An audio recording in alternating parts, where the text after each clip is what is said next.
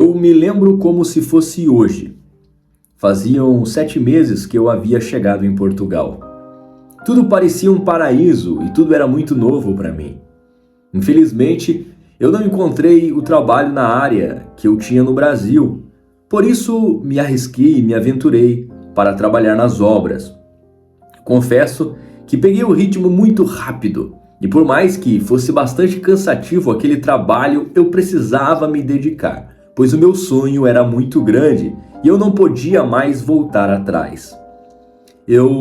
Em 7 meses, não consegui me legalizar, pois a burocracia era muito grande e a legalização demorava um pouco mais. Eu não conseguia arranjar contrato de trabalho, não conseguiria também fazer qualquer tipo de manifestação de interesse em prol da minha residência. E por isso, naquele momento, 7 meses de Portugal, eu estava irregular no país. Mas a necessidade de trabalhar e conquistar os meus objetivos era muito grande. Porém, os trabalhos a qual eu consegui precisavam que eu conduzisse. E por isso eu comecei a conduzir e dirigir um carrinho velho. Um carrinho que marcou a minha vida, pois me ajudou muito em diversas vezes que eu precisei. Infelizmente, eu não poderia esperar a minha residência chegar para eu poder trocar a minha carta de condução e simplesmente pegar a minha documentação, visto que a necessidade de sobrevivência era maior. Foi aí que um belo dia, por volta das 8 horas da manhã, eu indo para o trabalho, me deparo com uma operação stop. E eu, no meu Ford Fiesta 1993, que eu chamava carinhosamente de azeitona atômica, visto que ele tinha uma cor verde desbotada, mas não deixava de ser lindo. Os policiais pediram para eu parar, e de longe minhas mãos começaram a tremer e a suar. O meu coração palpitava de uma forma completamente acelerada e diferente do habitual, e eu sabia que, como um brasileiro que estava ilegal, receberia uma certa repreensão, mas eu não fazia ideia do que estava prestes a acontecer comigo. Automaticamente e consequentemente eu parei o veículo num acostamento, assim como pediu o senhor autoridade. Ele olhou para mim e automaticamente pediu os documentos do veículo e aqueles que eu estava comigo. Mas pasmem os senhores, eu não dei conta que o meu seguro e inspeção do meu carro velho estava vencido há mais ou menos 3 dias. Ele olhou para mim e me perguntou onde estava a minha carta de condução e que se eu sabia que o carro estava com o seguro e a inspeção atrasada. Eu confesso para vocês que não fazia ideia. Porém, naquele momento eu estava tão nervoso e automaticamente eu confessei ao senhor que eu não tinha a carta de condução do país, somente a que eu tinha trazido do Brasil. Ele olhou para mim e automaticamente me disse: "Você sabe que você está errado. O que você está fazendo é um crime." Eu olhei para ele espantado, pois queria perceber como era um crime poder lutar pelo seu direito e infelizmente ter o seu direito negado todas as vezes que pediu.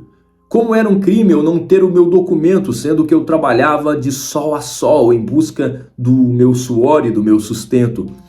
Como era um crime eu estar com minhas mãos calejadas de trabalhar tanto nas obras sem ter o reconhecimento necessário, na época ganhando apenas 25 euros por dia.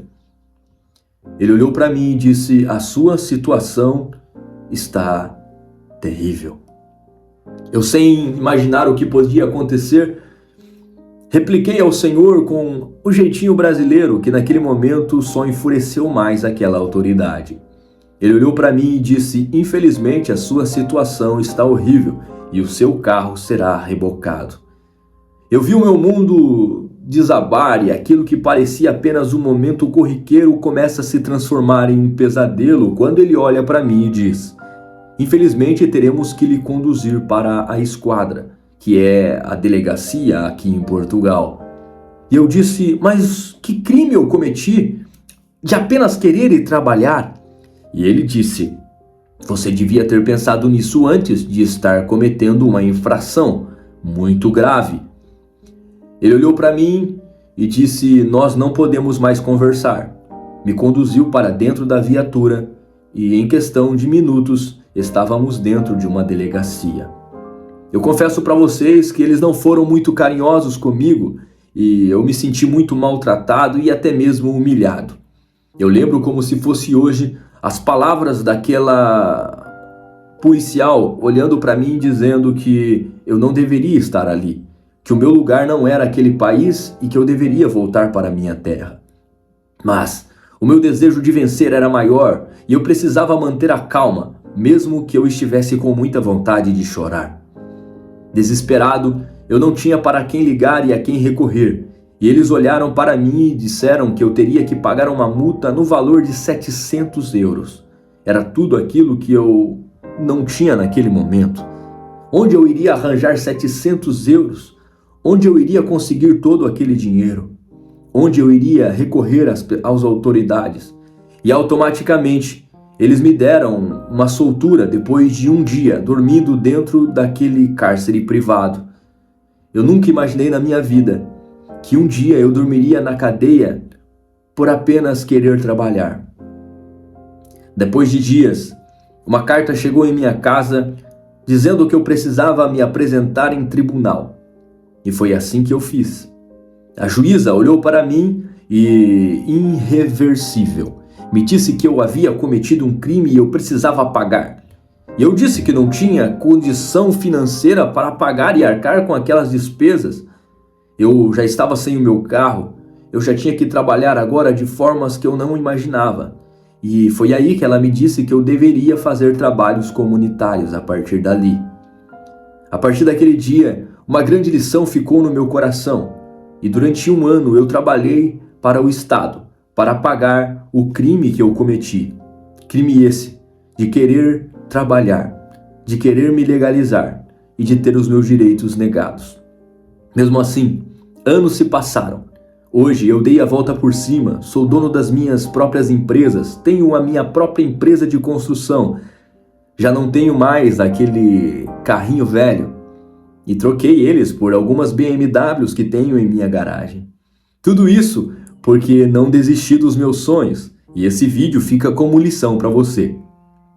Bom, senhoras e senhores, essa história que eu acabei de contar para vocês não é minha, é de um seguidor que me enviou e eu achei muito interessante de contar para vocês, para que ela sirva de lição e de empoderamento para que você nunca desista dos seus sonhos. E se você gostou desse vídeo, por favor, já deixa aquele super like, já se inscreve no meu canal, também ativando o sininho das notificações. E se você também tem uma história incrível, assim como essa que eu contei nesse vídeo, e queira mandar para mim, para eu passar para outras pessoas, para que eu possa contar aqui no seu lugar, basta entrar aqui no meu Instagram, @odompatrício. O link também está na minha bio. Manda para mim a sua história e vamos juntos mostrar para todos a sua história de motivação e superação. E eu tenho certeza, do fundo do meu coração, que todos vão amar e vão compartilhar cada vez mais histórias mais lindas. Próximo episódio talvez será amanhã. Já se prepare para uma história impactante, que com certeza mudará a sua vida.